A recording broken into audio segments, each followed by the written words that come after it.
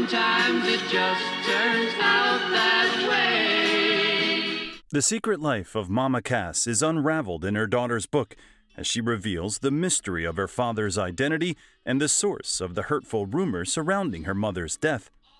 Mama Cass's voice is unmistakable, and her life as a captivating singer of the Mamas and the Papas seemed like a dream. She appeared to always be having fun, living an outrageous life during one of the most remarkable times in music history in one of the most iconic locations, Laurel Canyon. However, things are not always as they seem. Behind the scenes, Mama Cass was dealing with quite a bit of messiness, and when she died at the young age of 32 in July 1974, she left behind a 7-year-old daughter, Owen, who did not know who her father was. And in another hurtful blow, a cruel story was concocted about her mother's death, which followed Owen around throughout her childhood and into her adult life. In her book, My Mama, Cass, Owen Elliot-Kugell is determined to get to the bottom of both mysteries, and she does. To set the record straight, Mama Cass did not die by choking on a ham sandwich. While that may have gotten a laugh from some, it really tormented Owen after being orphaned. One can imagine the pain of a child dealing with both the tragedy of losing her only parent and a mean-hearted story surrounding her death that seemed to be a joke someone made up at Mama Cass's expense. Although its origin was not just a random rumor, Owen finds out who started it and why. Mama Cass was the earthy and extraordinary singer that broke the mold of the waifish, skinny 60s girl. Her undeniable, joyful presence made her home a gathering place in Laurel Canyon. Mama Cass introduced a member of the Lovin' Spoonful and brought together Crosby, Stills, and Nash, who first harmonized at her house. And who could forget that day that Eric Clapton came to her house for a barbecue and heard Joni Mitchell play for the first time? Owen is the one playing in the yard as Clapton sits in a focused trance between Joni Mitchell and David Crosby. She was the one who envisaged what we would sound like because she had that much expertise and experience, Stephen Stills said of Mama Cass. But in addition to these legendary stories of people and bands coming together with the help of Mama Cass, there are also some darkness that emerged.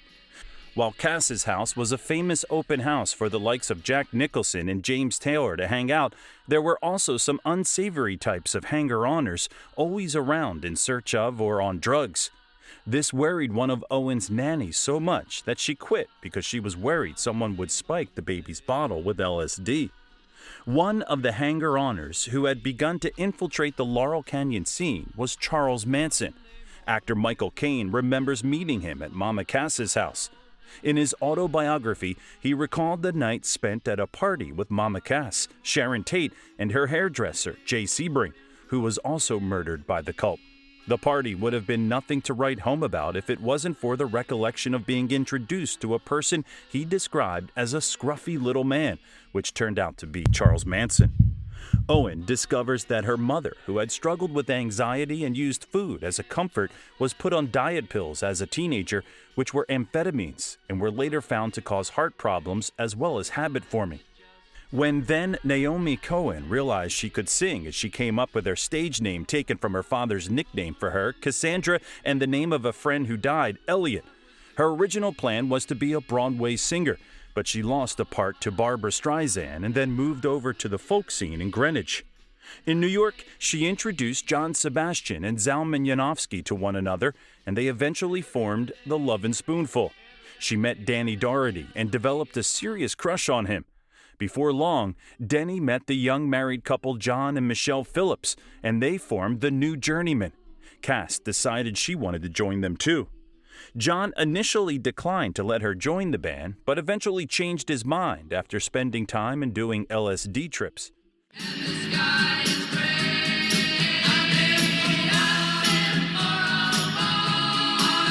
Eventually, they left New York and moved to Laurel Canyon, where Cass discovers Michelle and Denny's affair, leaving her devastated. "You can have anybody you want, and you still took him. You knew how I felt," she said to Michelle, and their friendship never fully recovered. Cass bought a house once owned by the actress Natalie Woods in Laurel Canyon, and her house became a major hangout. After the devastation of the affair, she decided to join in the free love movement of the time. She stops taking birth control and eventually gets pregnant, but keeps the identity of the baby's father a secret. The only people she told at the time were her bandmates, John and Denny. Mama Cass continued to live the life of a rock star throughout her pregnancy, performing live and dropping acid. The baby was born on April 26, 1967, and Mama Cass named her Owen because she was her own little baby. Owen describes how she views her mother's situation. It's painful to me that she never got to experience the love of a relationship with a partner, but I also think it was really kind of badass of her to just go out and have a baby on her own instead. Today, people have babies on their own all the time, but not back then. But she thought, I'm a rock star. I have all this money. I don't need a man. This is what I want. Mama Cass continues to host people at her house while raising Owen and continues her 60s lifestyle with her neighbors and friends at her home in Laurel Canyon. You have to realize.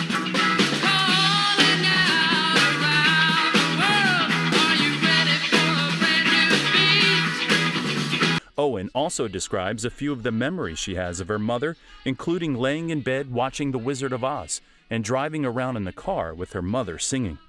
After the Canyon scene died down and her band broke up, Cass began a successful solo career in music and television. Her health was worsening, and in 1974, she was hospitalized 5 times in 7 months for shortness of breath and loss of consciousness. When Cass's 1974 2-week summer tour was scheduled, she sent Owen to her grandmother's house in Baltimore and left for London. While there, Cass partied at Mick Jagger's 31st birthday. The following day, she went back to the apartment of her friend Harry Nilsson, where she was staying, and went to bed and never woke up again. Nilsson loaned out his London apartment to his friends when he was not in town. In an eerie coincidence, he loaned out the same apartment to Keith Moon of The Who 4 years later, and he died in the same home after attending a movie screening of the Buddy Holly story by Paul McCartney the previous night. Owen remembered, I have a very, very clear memory of her telling me that my mom died. I remember thinking, oh well, they're not right. They're wrong. She's just traveling. She'll come back. She always does. Owen was never told the identity of her father at this point. She went to live with her Aunt Leah, Cass's youngest sister, in Los Angeles. In her quest to find out the truth, Owen found out much more. She explains she died from a heart attack. That story about the ham sandwich always felt like a cruel joke, and it was a real source of pain for our family. So I wanted to know where it started and why. Owen Elliot-Kugell has spent most of her life in California growing up with Leah and her family in Los Angeles and later Massachusetts, which was largely happy. As a young girl, she hung out with other children of famous musicians. Frank Zappa's daughter, Moon Unit Zappa. China Phillips, daughter of John and Michelle. Her best friend to this day is Carney Wilson, daughter of the Beach Boys' Brian Wilson. The fact that we have that common bond is a big part of our relationship. We have a lot of similarities, Owen shared. Throughout her childhood, 2 questions about her mother stayed with her. Who started the ham sandwich story? And who is her father? She stayed close to Michelle and Denny, who acted as a surrogate parents to her after Elliot died. Denny and John told Michelle who Owen's father was in 1986, and Michelle then found him for her. His name was Chuck Day, a session musician on one of the group's tours. Owen met him later that year at the age of 19. They were friendly. She discussed meeting her biological father, but he was a hot mess by the time I met him. He was a pretty serious alcoholic. He died in 2009. Eventually, she also solves the ham sandwich story as well. When Mama Cass died in 1974, it was just several years after the deaths of her friends and contemporaries Jimi Hendrix, Jim Morrison, and Janis Joplin. Their deaths made the entire music industry come under a ton of scrutiny surrounding these drug-related deaths. A friend who was staying with Cass on her final day alive had made her a sandwich and left it next to her bed. A journalist, who was a friend of Cass's, wrote the choking story at the request of her manager, Alan Carr. He knew people would assume she'd overdosed on drugs like Hendrix, Morrison, and Joplin. However, the autopsy found no drugs in her system, but apparently he thought this story would protect her from the assumption and scrutiny of a drug overdose.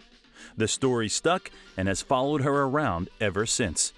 And that was really a huge relief, knowing that the story came from someone wanting to protect her rather than someone making a joke of her. That's all I wanted to know, Owen says. Owen doesn't own the rights to any of her mother's songs, and for years didn't receive a penny from her mother's work until CDs emerged in the mid-1980s, because the contracts her mother signed covered only existing formats at the time, which included records and cassettes. She now receives some royalties from CDs and streaming and says, "The CD saved my mom's estate, no question, and now I'm lucky enough to be the recipient of some of the benefits of her work as she would want me and her grandchildren to be." Owen stayed close with Michelle Phillips and went on to have a family of her own, happily married to a music producer for over 30 years.